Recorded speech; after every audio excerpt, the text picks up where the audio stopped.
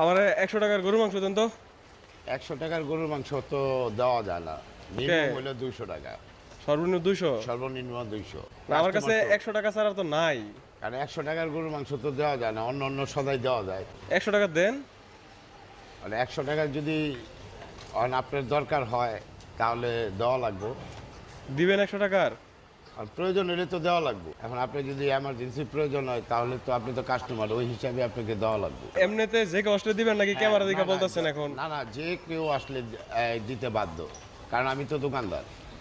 ও আচ্ছা, আমি তাহলে আমারে customer-কে তো ফেরত দিতে পারি না। এমনি কত কেজি, কত গরু মাংস? 820 টাকা। আজকে 820 টাকা কেজি? হ্যাঁ। ওইখান থেকে 100 টাকা চাইছি, দিবেন? হ্যাঁ, অবশ্যই দেবো, দেশি সারগুলো আছে। আচ্ছা, তাহলে আমার 100 টাকার দেন, ধরেন।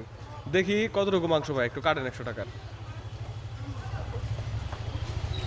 এই যে মাত্র 100 টাকার দর্শক গরু মাংস নিচ্ছি, দেখি কি পরিমাণ মাংস পাই 100